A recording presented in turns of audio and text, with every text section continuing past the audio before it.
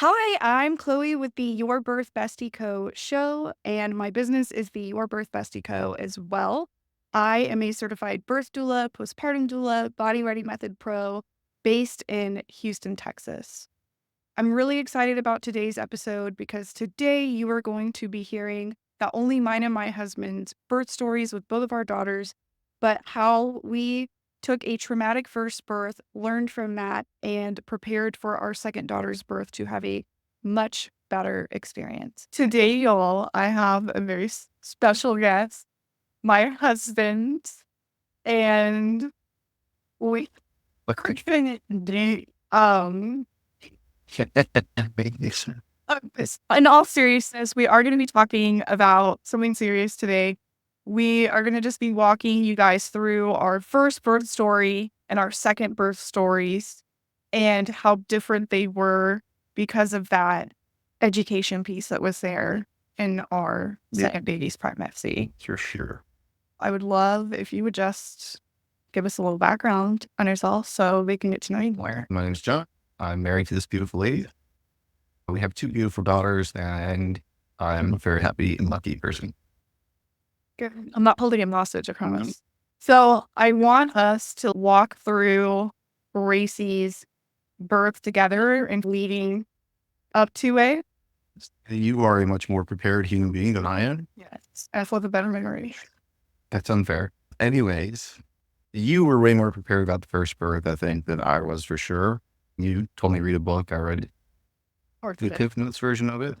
Thought I knew what I was doing. Thought I knew it was really just to be there for you, which is a lot of it. Yeah. There's a lot of it, but there are specific ways to be there for people that I didn't know about until Birdie came along. We didn't know what worked better for you until we had Birdie. So it's unfortunately like Gracie was the experiment. Yeah. And then Birdie honed the craft a bit more. Yeah.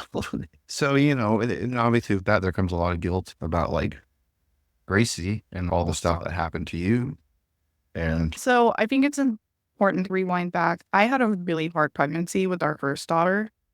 We had a COVID baby, and I was dealing with COVID and then dealing with what I now know to be neurodivergence in pregnancy and how that was showing up for me on top of our birth center debacle where they almost killed me.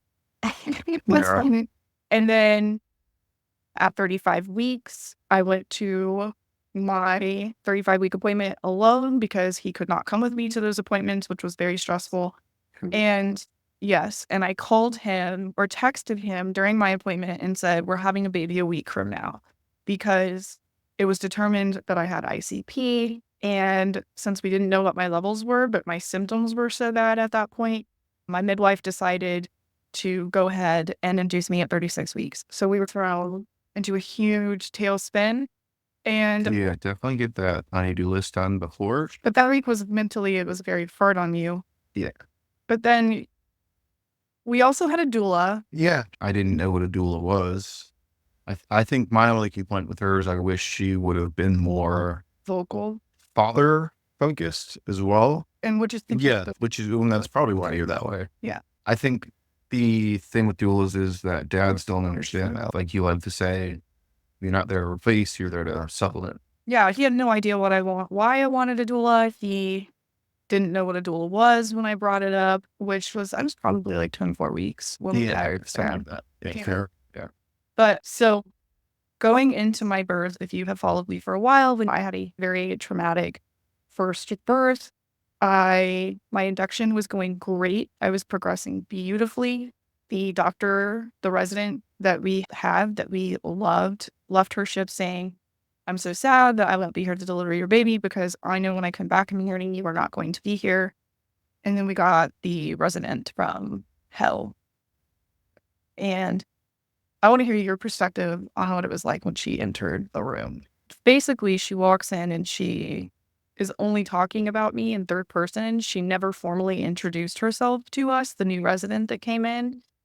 Yeah. And she came in and then just, obviously it's my first kid. I don't really know. He didn't even know that's where, when they put me in triage before my induction, the doctor was like, I have to do a cervical check. And I was like, cool, I was expecting this. And then the doctor does a cervical check. And John, in the middle of the cervical check, says, God damn, if you're going to do that, buy her dinner first. And that man ripped his hand right out of me and face turned red.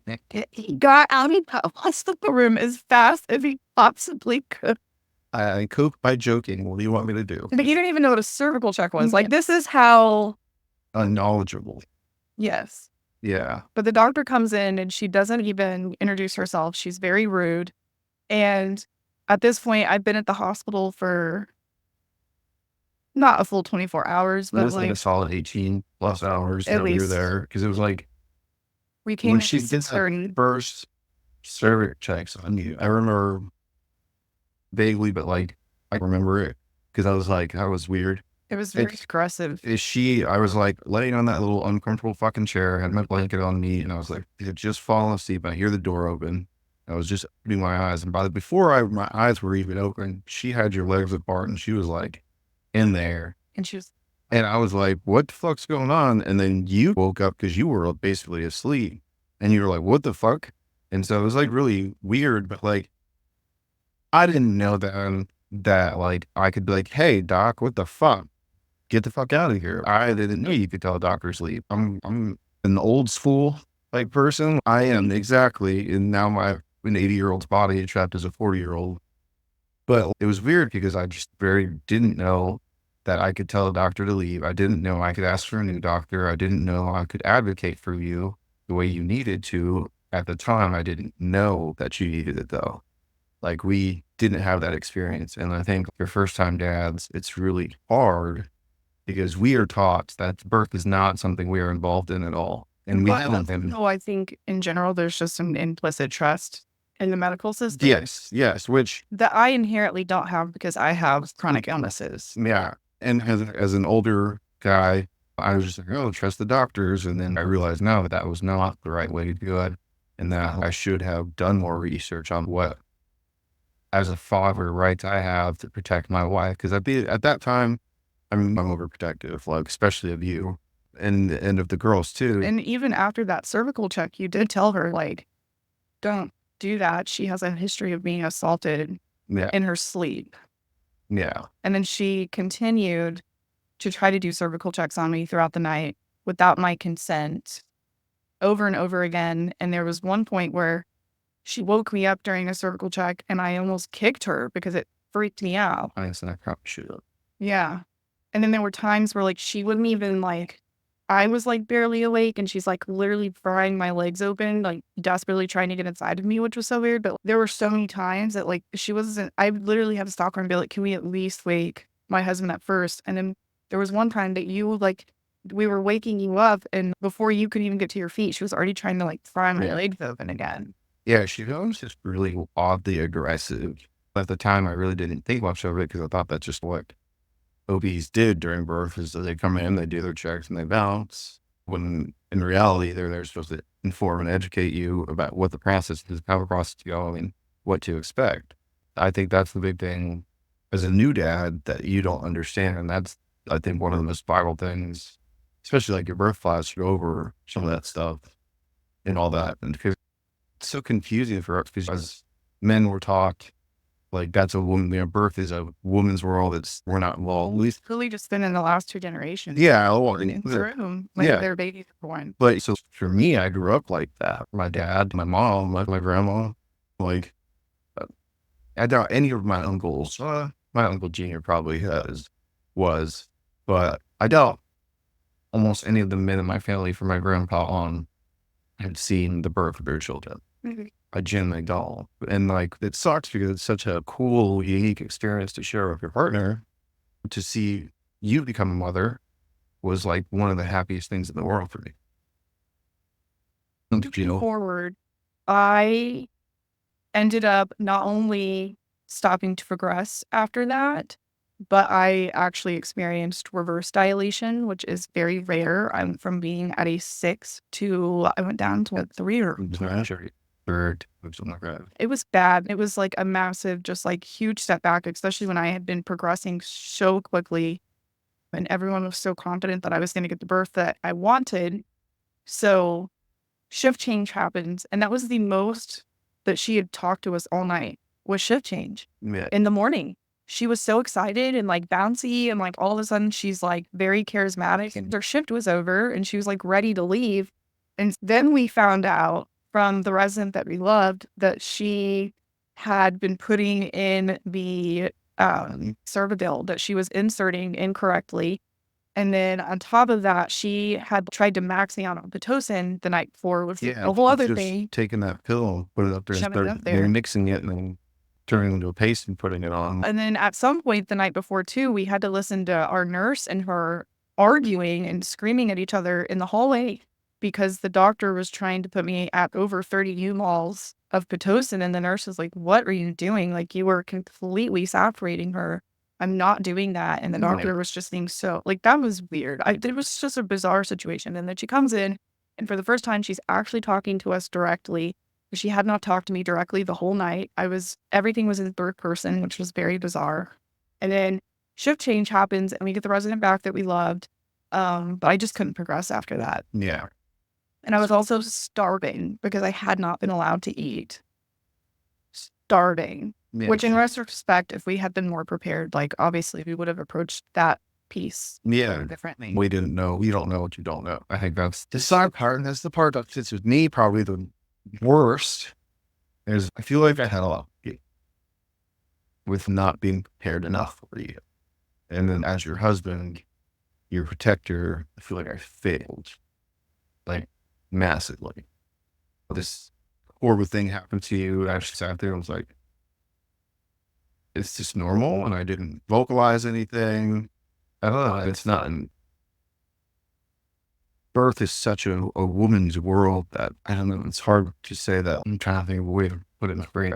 I wish I had been better prepared. I wish I knew what was acceptable and what was expected and to protect you and the baby. Especially after Grace was born in the OR, everything, it just got worse. Like it continued to just get worse and worse. I thought it was weird that they didn't ask us about our birth plan. Yeah, PEDS was supposed to, we were told that PEDS would come in and ask about our birth plan when I did consent to the C-section, and they did not. And then I was given ketamine in my IV, so I was so out of it during the C-section.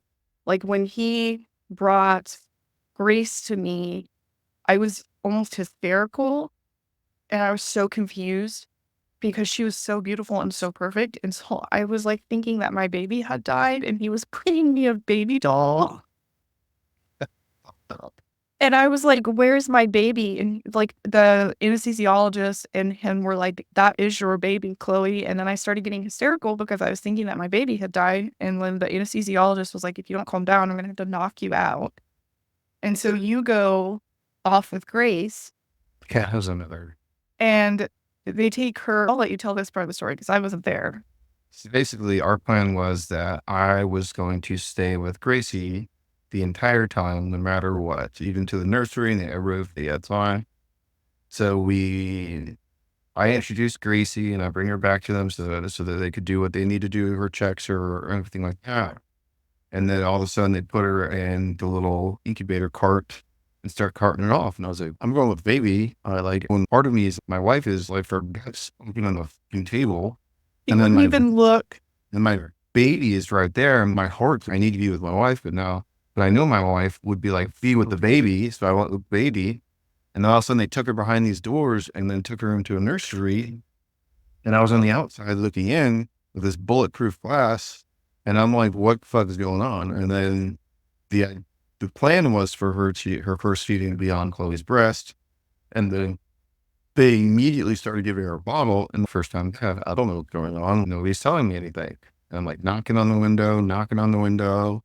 And then nobody's answering me. Nobody's talking to me. And then all of a sudden I get very frustrated and angry. I turn around and I punch a wall. And then about 5 minutes later, I see 2 cops come at the end of the hallway. And they're like, are you looking for me? And they're like, were you the only one in the hallway? Yep.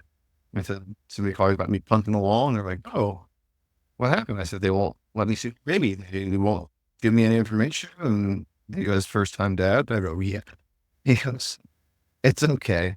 And they ended up calling yeah, heads. And then he came and talked to me and he told me that he was sorry. They should have at least given me information about what was going on. He told me that Gracie's blood sugar was low, so they gave her a bottle to bring it to where it should be and to get her like bilirubin and all that stuff checked. But I didn't know that because I was a first time dad and I'm Huge part of it too. prone to outbursts when it comes to things or people I love. And that was one of them. I'm not proud of it. You and the babies are the things I love most. And especially when I don't know what's going on and I can't see my baby, I'm worried for my baby. But the head of peds made everything better. He apologized, gave me all the information that I would need and everything. That that point was the point where the things started to get better. Once he realized, yes, yeah, once he realized what happened, obviously I feel like they should have done a better job of like weight expectations and like stuff like that. It sucked. That first 4 days was rough. So Gracie's born, like we're finally in the recovery room and she was screaming nonstop from the very beginning. There was one point on that second night that we were crumpled up on the floor together, sobbing because we were like, oh my God, our baby hates us. She just would not stop crying. I feel like the Barely nurses, laugh. she was having a really hard time latching, and we called in 5 different lactation consultants, and not a single one of them watched her lapse. They were just like, oh, you're a first time mom. She's fine. I feel like the nurses even thought that we were just like, trying to get rid of her because we kept calling them over and over again because she just would not stop crying. And since it was a baby first hospital, and I was clearly making enough colostrum because I was able to pump and I was getting so much colostrum. And then they never offered us like bottles or anything. But then we leave the hospital. They discharged us even though she had lost 12% of her birth weight already, which is very sketchy. We get her home and all of our families are in town. It was actually supposed to be my bachelorette weekend. So all of the sisters, like his sister-in-law and my 2 sisters, just decided to go ahead and come into town because why not? And she was just screaming. And there was one night that my sister did 30,000 steps with Grace, trying to get her to calm down because at that point, like we are so sleep deprived. I'm trying to heal from a C-section. And the fact that I literally was sexually assaulted during my birth, which I haven't processed or accepted yet. And then your grandma and Kristen, his sister-in-law, came over and Kristen was like, Chloe, please just give her formula, please. She was like, you're not a bad mom. It's not going to mean that you can't breastfeed, but clearly there's something off. And so we did. We relented. We gave her formula and she actually slept that night. That's the first night of sleep we all got together. Yes. And so, oh my God, because our daughter was premature. Both of our kids were premature. And so I remember trying to get her ready for the doctor's appointment. And we didn't even like pregnancy clothes were too big for her. Yeah. And so, but like we got up, we got her ready for our first appointment. Drove all the way down. Yeah, drove all the way to downtown San Antonio from medical center. And I feel like it was immediately very serious. As soon as he took her vital. Yeah, it got serious pretty quickly. They do a really good job of keeping us relatively calm though. Yeah. So basically, Gracie at that point had lost 15% of her birth weight and was hypothermic. I think she was like 96.1. Like a little incubator to transport her. Things got very serious very quickly, and we're just like sitting there like dumbfounded. Like new parents, our baby's wearing clothes that don't even fit because she was so small. And the sad part is we went into there thinking, oh my God, this is great. She's doing so well now. And in reality, smacked us in the face. Like, oh, no, you're not. John immediately goes into crisis mode and he's going to our house to get things because they told us your baby needs to immediately go to the NICU. We are afraid that if you drive her, that she may not make it because they put her in this massive warming transport machine. So you went out to the truck and I'm like sobbing. And the doctor. Yeah, I had to drive back to the house and grab clothes. and let my sisters and Kristen know what was going on in his grandma. But the doctor was holding me because I'm a fucking mess. And she was like, "You're a good mom. It's good that you followed your intuition because if you had not started her on formula the night before, she would have died last night. There's no way that she would have made it through the night," which was right. Yeah. No, that's one of the scariest, worst moments of my life for sure. And then having to ride in the ambulance with her and everything. So then we had the NICU and we dealt with the NICU, which we honestly had a great. Then in the NICU, they told us we actually get lots of babies from upstairs because the NICU Oh, yeah. and maternity was on the 5th level and postpartum was on the 5th level. We actually get a lot of babies from upstairs because the lactation consultants up there suck. Yeah. The lactation consultant that came from to the NICU was Incredible. She was pretty so solid. sweet. Yeah. But at that point, I was just so traumatized. Like Yeah. breastfeeding was not going to happen. And then when do you feel like I finally started like processing the assault? Probably about 2 or 3 weeks after, because like And kind of failing my postpartum depression test. it was after we had gotten Gracie back at the house and gotten into a routine, and you could actually think about everything. And then you realize there's stuff you don't remember, and there's stuff that kind of irked you. And at first, it was just a little seed of like, I don't feel right about that. And then eventually it became like, okay, this is what happened. Yeah. So, which, as a protector of you, like made me feel like a human piece of garbage because I felt like I allowed it to happen. So there's a lot of, Well, so that's another piece. Like, I don't like, I never blamed him, but I had a lot of resentment towards you in regards to, holy shit, how did I get assaulted 6 different times in front of my husband, especially because you are so protective of us. And I didn't, like I said, I didn't blame you, but there was like so much resentment there. Do you feel like that showed up in that first yeah, year? yeah, for Yeah. sure. For sure. Cause we had arguments here and there, spatterings of whatever it is. And I never really understood what you were so upset about. And now looking back and after having gone through it, talk about it, I understand that there was resentment towards me. So things that I would normally do that wouldn't piss you off or annoy you started really pissing you off or really annoying you. Well, I think part of the resentment also stemmed from I kept trying to get you to take a birth class and I kept trying to get you to read books. And your mental health during my pregnancy was not great. No, I was having issues myself, Yeah. but I couldn't, I don't know. The way I was raised, I couldn't put my, and I don't think I really ever have put my needs above yours of the girls. Yeah.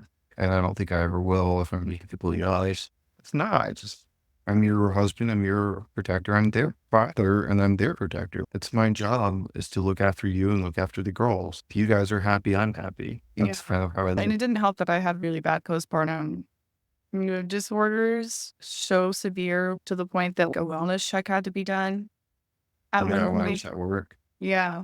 Yeah, and then I started a job. Yeah. But I feel like the job helped a lot. Because we had a lot more structure. And then it was like, I would get home at 2:30, 3, We did have a beautiful little routine going. and then I would take Gracie until 6 or 7. Then you would take her and I'd go to sleep. Okay. And we'd just swap back and forth as much as we could. I'd get home, I would play video games with her in my lap, and she would just sit there and chew and hang out and do her bottles and Yeah. a little daddy-daughter time. I miss that. I miss just having her in my lap. I feel like reaching all another. But I started going to therapy to process what happened during my birth. I was with a rape-informed trauma therapist, I want to say in February. Gracie was born in June, and that happened in February, where I started seeing my therapist, and which I think helped me process a lot of things. But really, everything came to a head in Cabo. In Cabo? Yes. Because I hadn't gotten to a place. I had just gotten, I want to say, in around Gracie's first birthday, because Gracie's birthday is one of the best day of my life. So it's also the worst day of my life. because of everything that happened. And I was like finally able to like tell my therapist, I'm so resentful of John because of what happened in front of him. And then, so that was June. And then we went to Cabo in November and I got wasted. Yeah. Swasted. Well, intoxicated. Yeah. And I finally told him all of the resentment that I have been carrying for him that night. Yeah. That's rough. It's hard to hear that the person you love and try to protect the most didn't feel protected or loved. I think another thing for us is obviously we don't have a perfect marriage, but nobody does, yes. But I do think that we do have a good marriage. And I think that Yeah. we communicate really well. And like, yeah, that's one thing about both of us is we just nip things in the bud. We always immediately say how we feel and we just get it off our chest and then we work past it and we communicate really well. So for me to hold on, especially me, to hold on to that type of resentment in something so big. Yeah. It's hard. Because I think deep down I also had some resentment towards myself that I didn't realize until you told me that. And I internalized a lot of your feelings and it made me feel extra bad about what happened. It made me feel like the fucking loser. Anytime I can't protect you, I'm not going to feel great about it. Right. Like, yeah. But also in this time is like when I became a doula. And so I was already like getting hyper educated on these things and then like also processing my own birth trauma. And then we didn't know it in Cabo, but I was 2 or 3 weeks pregnant with our second daughter.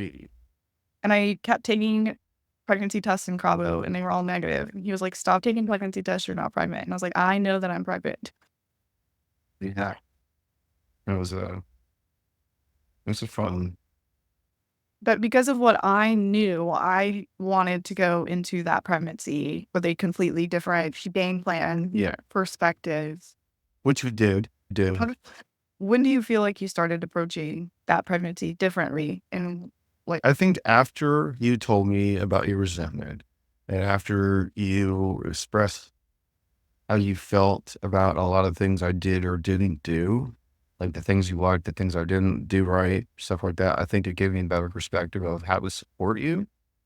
And like for a home birth, yeah, and the ways that you needed to be supported, right? Granted, you spring birdie on me after I not really slept for more than 2 hours. I can't even watch the video about this pregnant. Yeah. It was so bad. I still think that was your fault. If you would have given me a day, it would have been a lot better. I was 2 hours of sleep. That was unfair. Yeah. But I think there's also things that you've communicated with me since then. Like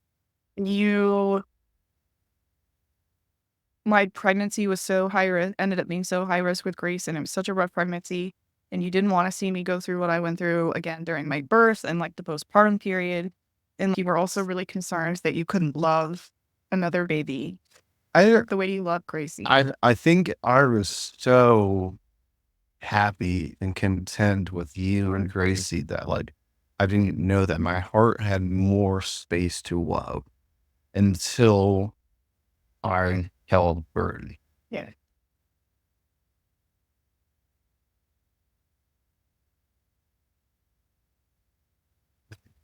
I don't want to say she's his favorite, but they have a very different connection. It was like I was holding a piece of my soul, like in my hands. It was just right there, and I feel like I've maintained that connection with her since day one. And it's just such a different experience. Gracie, I love. That little girl just knows how to dig at my heart, and she's good at it. And she is kind, and she's sweet. She's got your heart, which I love. I love that about her. My face, your heart. Yeah.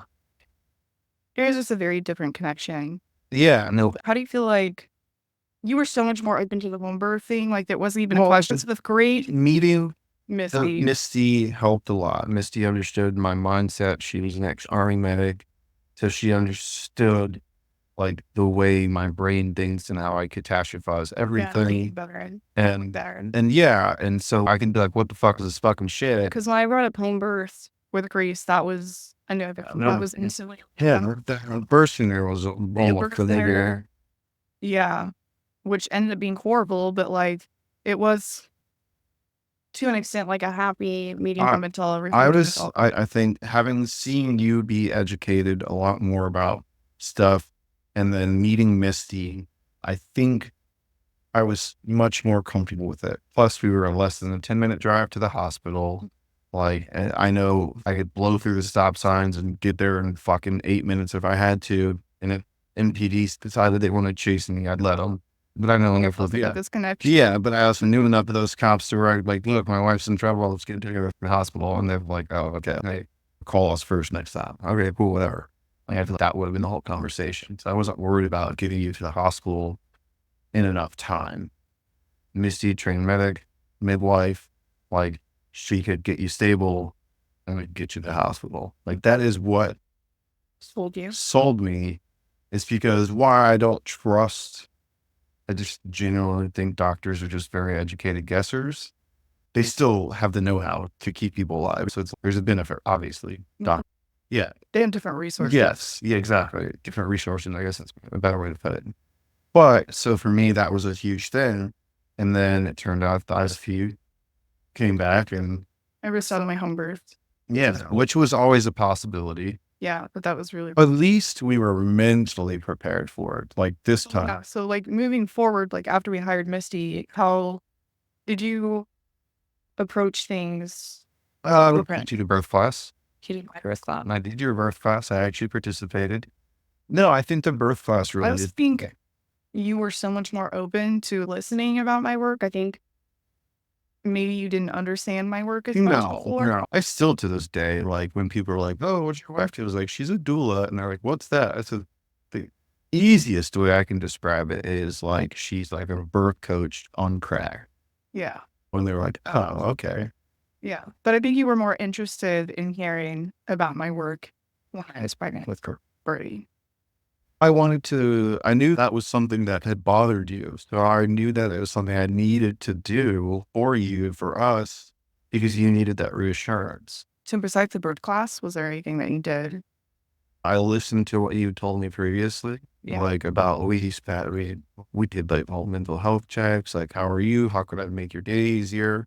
Different things like that. I think I like to do the little things, maybe not a grand gesture kind of person, but like filling your water or eating dinner or bringing you grilled cheese at 3 in the morning when you're hungry. Yeah, because with Birdie, my morning sickness was so bad in the first trimester. And then because of the ICP coming back in the second, or in the end of my pregnancy, I think it was 26 weeks, 25 weeks. It was the viability. It was horrible. Like I was so tired. I would drop Gracie off at school at 9 and go home and sleep until 2 and go You never sleep. I am not a napper. No. I am too. That's not like that. But so it's like things like that where I try to make sure I kept the house a little bit cleaner or try to make sure dinner was ready for you or that you didn't have to cook or stuff like that. Things that you had to do were very minimal and I felt like I tried to make your pregnancy easier on you because I knew it would be easier on a baby. I also think it forced you and Grace because your schedule was so crazy when Grace was a baby. Like you were never home. Yeah. But I think that time period also forced you to start putting more work into your relationship with Grace. Yeah, because you were also anticipating we were going to have a newborn and I was not going to be able to tend to her every need. I had been for over a year. Yeah, and I think the help that we got when my mom came up helped a bit. You're not taking her after. Oh yeah, very helpful. So we could get settled in with her. I think that was a huge thing is us being able to settle in with Birdie, get Birdie into her routine, and then she just Gracie to her. But that last 4 weeks of my pregnancy with Birdie was so stressful. I was getting calls every other day, and I worked 3 hours away, and I'd have to drive 3 hours to take you to a hospital or highest pregnancy is like having a full-time job. So I was going to 4 appointments a week to check on her and do testing and like retest my bile acid levels, on top of the fact that I had this horrible feeling in the pit of my stomach that something was up and something was wrong. And so like we were constantly having to go to L&D, and like sometimes that was when you were at work, and like I would tell you it's fine, you don't have to come, like I've got my grandma, but like of course you being you. No, I'm gonna rush home and I'm going to take care of you and I'm going to be there for you know. And like I said, I know there was a lot of guilt around Gracie's birth that like I felt like I had to be there. But looking back, I'm glad I was because I know how much your grandma comforts you, but I also know that, She also stresses. yes, exactly. That's what happens when she's your mother. Yeah. Nobody can stress you out. But we even missed half of Gracie. So our girls were only, they're 2 years and 5 days apart. They were conceived on the same day, 2 years apart. And we missed half of Gracie's second birthday party, having to go to the hospital Yeah. and do testing because Birdie was not moving. Yeah, you hadn't felt her in days. But obviously my decision to have a repeat C-section instead of going for a VBAC was like not taken lightly. We talked about it. Yeah. And I think we understood what it meant and we understood the differences and what was going to happen afterwards and everything like that. I think that was a huge thing. But how did it feel for you when I was like, I'm not VBACing because I don't have a good feeling about going past 36 weeks. And I was like, okay, we're doing a C-section. How did that make me feel? Yeah. I never had an opinion on VBAC or C-section. At the end of the day, it's your body. Like, I can't tell you what to do or what's best for your body. I'm not you. Like, and I feel like that's one thing I've always done is I've always expressed that you have the autonomy to do whatever you want because it's your body, right? So it's okay. If you want a C-section, all right, well, let's do a C-section. If you want to try for a VBAC, cool, let's try for a VBAC. I think being more educated in how to support you is what made the difference and what made a difference of Gracie versus Birdie. So I think like we had a really peaceful morning the night of, or morning of the C-section. Ate breakfast, packed our bags. Yeah, snuggled a little bit. Yeah, packed our bags, went to the hospital. Checked in, got changed. We hung out for 2 hours and then it's time to scrub up. Yeah, did the pre-op. I did have discussions with my OB and my midwife, my hospital midwife came in there, right? Yes. Was phenomenal. Yes. I can't say enough good things about them. And that's definitely helps to know a lot of the nurses. And everyone was really invested and had known my story. So everyone was really invested in making sure that I got the best C-section experience possible. Dr. Yee. Yeah. She was fantastic. And so was even my midwife when I burst out of my home birth and I had to switch to a hospital midwife. My midwife was there for the C-section. She actually stitched me up. Dr. Yee did a phenomenal job. The nurse, they were, hey, Dad, come here. Also, do this. We knew going into my C-section that I may not get like the perfect gentle C-section. I think knowing that made a huge difference for both our mindset going into before. Yes. But we knew like I had been warned like, hey, she may need CPAP because like I said, we had premature babies. We had 36 weekers. They're little stinkers. Any NICU nurse will tell you that. It's actually so funny because today is NICU Awareness Day. I know. So we're filming this on NICU Awareness Day. But I did have a meltdown before they wheeled me back to the OR. A little bit. And I was very happy you were there. Yeah. You were worried. And I had so much anxiety and like I had been having this gut feeling that something was wrong and that it was like very pertinent that we got her out of me. And then we go back from the C-section. It was great. Yeah. No. One of the songs that was part of our wedding processional was playing when she was born. Yeah. They dropped the drape. I had a great experience with the spinal block. I wasn't given anything against my consent during that. And then so obviously like I wasn't with her when But yeah. So after they pulled her out of your belly, They did announce immediately, and I could hear that, oh my gosh, she has aspirated so much meconium. Yeah. And if you look at the video, you can see the meconium staining. And so, like, it was very, like, quick. Like, they pulled her out. They, here, Dad, I saw her. I'm like, oh, she's the most beautiful little thing in the world. And then brought her to you, and you got to have a little bit, a little bit of time, and then brought her back to the table, and they started doing the checks. But as soon as they were like, hey, she's not at the weight, she's not at the temperature we want her to be, so we're going to wrap her up, and we're going to take her back, and we're going to put her under the UV light or whatever Well, it it is. wasn't that. It was her APGARs were really low, and they couldn't get her to Her oxygen, yeah. Yeah, So they couldn't get her to breathe on her own.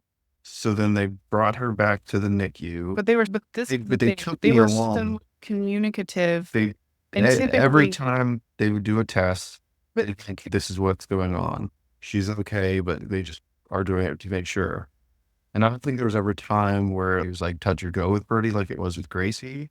But I do remember getting a lot more communication with the nurses, and the NICU staff was phenomenal. And they let me sit by her the whole time. so Birdie did have a true new goal, and she did aspirate a lot of meconium, like a lot of meconium. So it was like a medical emergency in a way. But I appreciated not only did they over communicate, but they didn't freak us out. Yeah. Because that would have been They stayed very calm. So when they put her under the lights, they were like, hey, this is what these lights are going to do. This is why we're doing it. But you got to meet her before I actually didn't get to see her in the OR. No. I never got to see her in the OR because she was struggling too much. I was with her. I saw her when the train dropped, but that was it. I was with her every step of the way. And then I had to come make sure you were okay because honestly, I was worried about you. Yeah, I had your grandma come up and sit with her, and I went to go check on you. You got to meet her. You were holding her. You got to take pictures. When I finally got my phone back and they were taking me to my postpartum room was when I got to see any pictures of her. Because the only moment I saw her in the OR was when they dropped the drape. And then I didn't get to see her after that. Because it was too... They couldn't bring her to me. And then you guys went to the NICU. And then as soon as I had feeling in my legs enough to be wheeled to the NICU, I got to go. Yeah. And I was so jealous that you had that 2 or 3 hours with her. And you know what I will say? Like, you immediately did skin to skin with her. Yeah. Because you knew that was important to me. That she, like, was snuggled and loved on. And she doesn't stop snuggling us since. Yeah. But then I finally got to meet her. And I still had a catheter in and everything. But it was also, like... very surreal.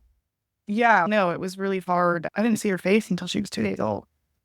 Because she was on the CPAP machine. Yeah. It's true.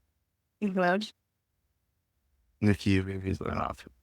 Looking back, what would you have done differently?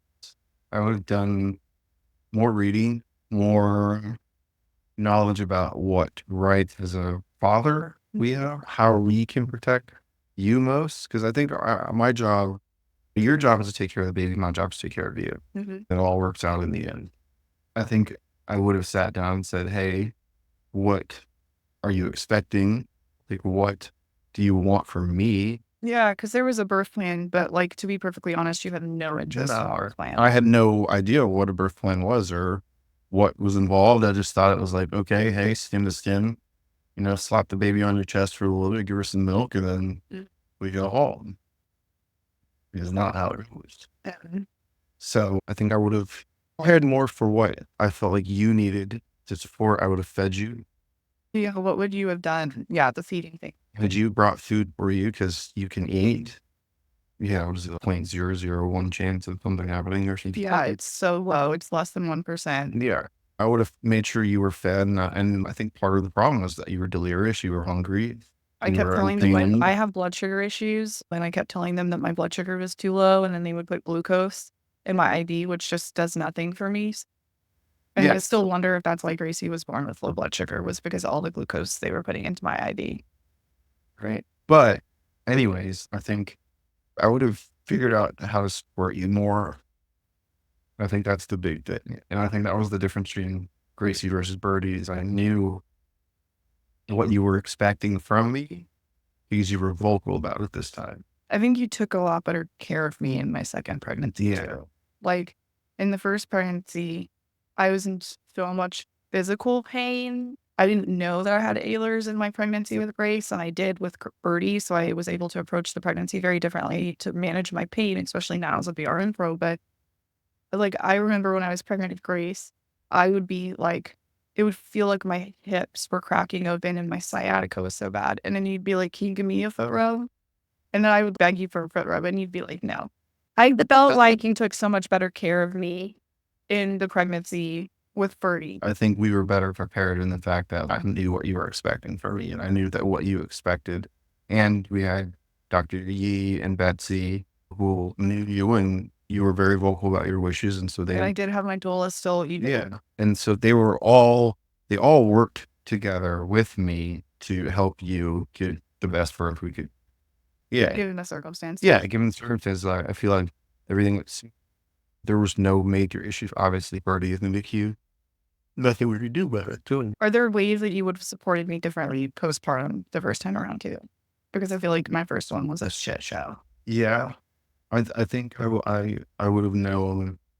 I think if I would have known like the ways you needed to be supported, to check in on you more, to think as dads we're so often taught that after the baby's born, oh, And there was also like a lack of awareness around how different it was going to be having a C-section versus a vaginal birth. yeah.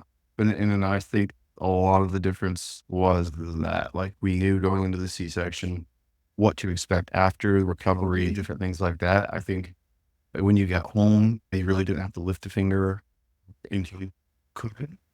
I think that was a huge thing. And knowing that you didn't have to get up, or I could just bring you food, or I could bring you something, soup, or stuff to make your body heal. We made sure I was taking care of myself, and that wasn't like necessarily there the first time around. I think we were both like reeling from everything that had happened.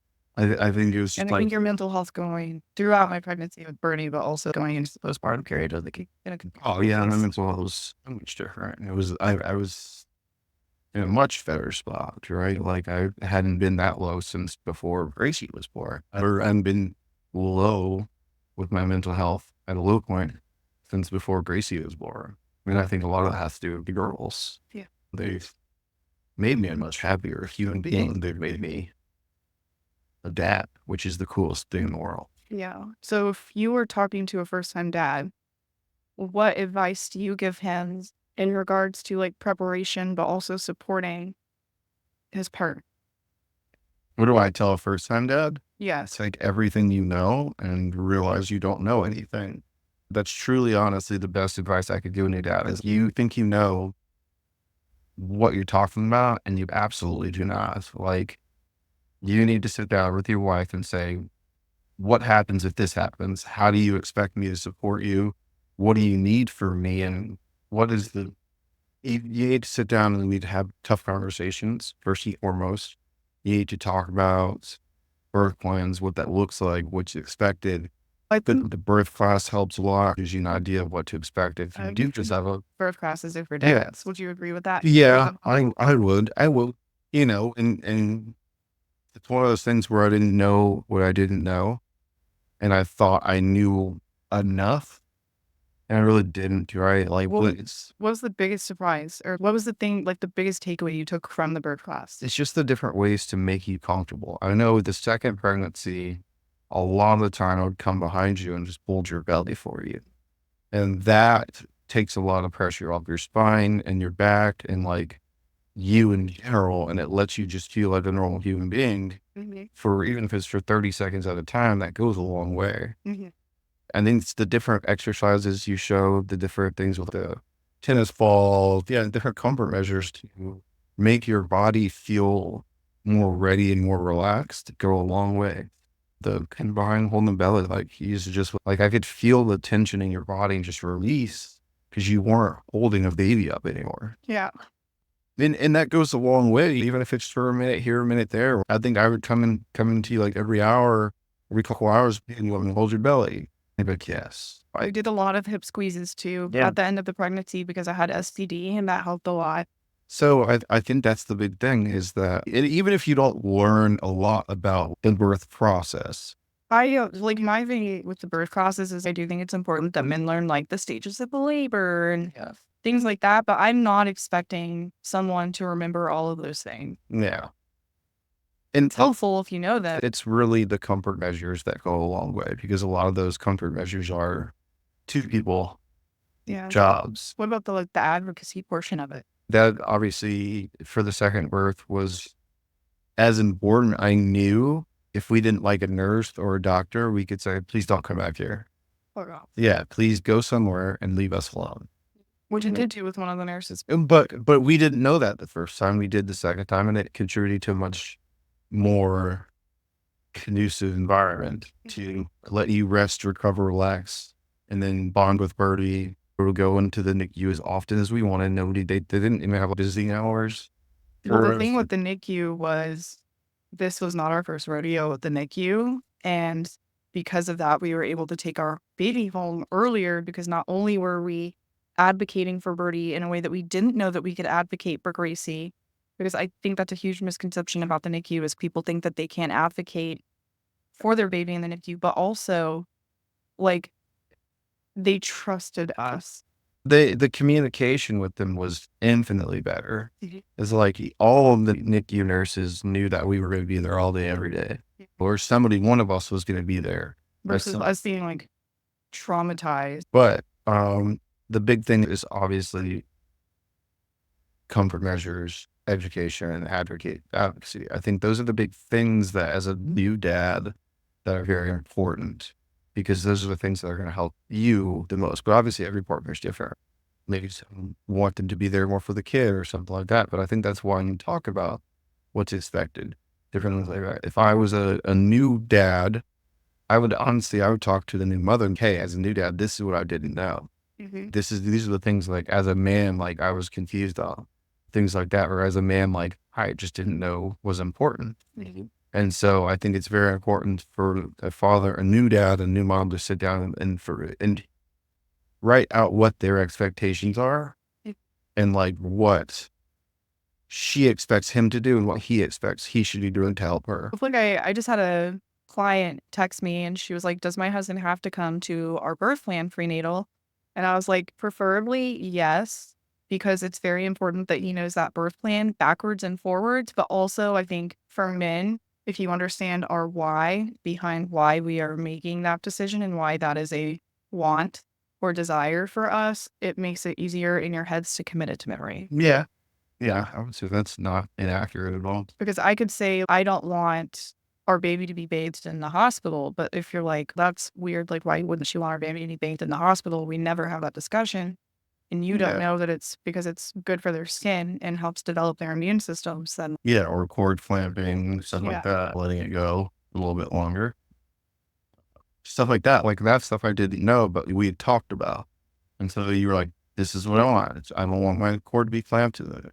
And so I literally showed him a picture of what the cord should look like before they cut. And we did get optimal cord clamping in the OR. And I think that's because we talked about what you expected from me, and like, I knew better this time around, like, how to help you out. And I think a new dad needs to sit down and be like, what baby comes out okay, what are you expecting? Like, how does this go in your brain? Yeah, I think that's a huge part of the lapse in advocacy as well, is because I don't think anyone should having to be advocate for themselves during labor. Like, I think most of that work should be done by the support people. Yeah. That's dad or doula. Or I feel like I did that a lot better this time. I knew what you were expecting. And Dr. Yee and Betsy for great. Yeah. Were so good that they like the lapse in advocacy comes after the baby's born, because dad's like excited. Mom is freaking exhausted. She just gave birth, or she's on an operating table and can't move. Yeah. And that's when dad really needs to step up and start advocating for the baby, is after in those immediate moments. Yes.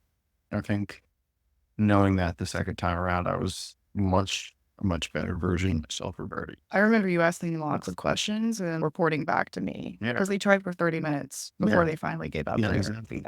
But that came with, because we talked about it. You told me that you wanted to know everything that was going on as soon as you could. And some women don't want that, which is fine. But I think obviously every birth plan is different. We knew what worked for us, or rather what should have worked, and it did. Yeah. If we were to have a third, I feel like I at this point, I know your wishes so well, I wouldn't even need to ask. I would just know, like, To be able to jump in and yeah, and help you or and tell a nurse to go fuck themselves or something. Like, I genuinely think if we were to ever have a third, that, like, it wouldn't even be a question of, like, I think the only thing that I would do drastically different if we had a third baby was be on top of gossipy.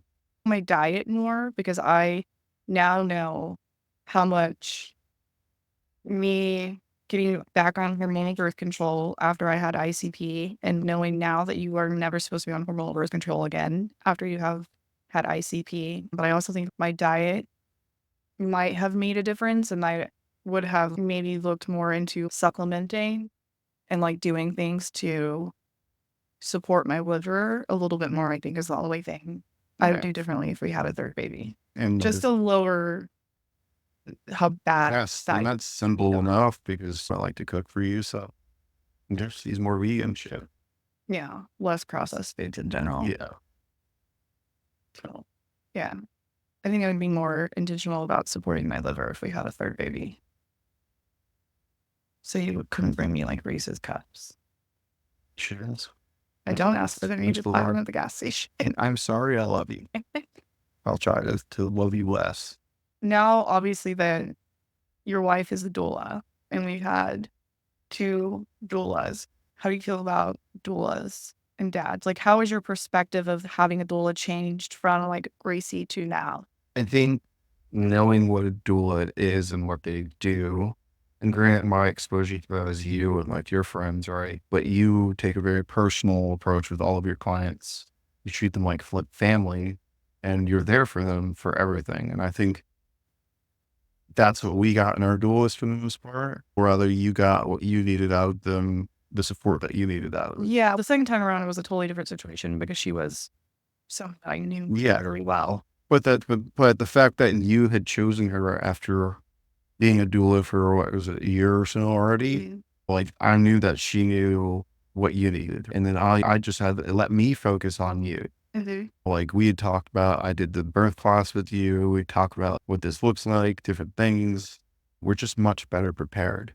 And I think that's the advantage of having like you as a doula is you're so much more prepared and everything goes so much smoother because you work as a team, but you're not there to replace anybody. Doula is just there to help and supplement and the lack of information or knowledge that I didn't have. Yeah, also that gap in the medical system that leaves a third of mothers with birth trauma after the fact. Yeah. And also like it adds a lot less stress because if I know somebody's there for you, like I knew your doula was in the room with you, right? So if your doula was in the room, I could go downstairs, catch some fresh air, walk around, eat something. Yeah. Yeah, take a shower and then come back an hour or two later.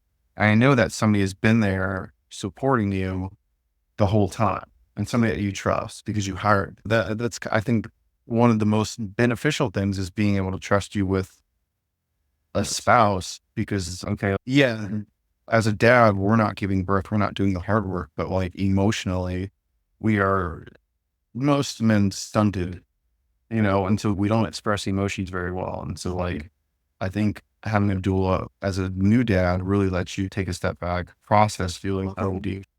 Yeah, really do in love. Yeah. Yeah, and I then also think that having a doula in the room brings that like female energy that I think women need. I think that piece is really important because we talked about this historically, men have not been in the birth space. Literally until the Salem witch trials, it was illegal for men to like attend women's births. And then well, I know my grandpa wasn't there for his daughter's birth. I think my dad's generation, Gen X, is really the first generation that was like really in the room and birth. weird. Yes, this is true. But I just think that for millennia, women have had other women in that space with them. And I think a loving, supportive partner is like one of the most important things that you can have throughout your pregnancy and birth experience. And it's such an asset. But I think at the end of the day, like women really need other women. Yeah. to that. Yeah. It's not a competition. That bourgeois energy. To cooperation. Yeah, it's a team. Yeah. I always say I'm Bill Belichick and you're Tom Brady. I don't know if I like that reference. How about if I said that I am Don't make me.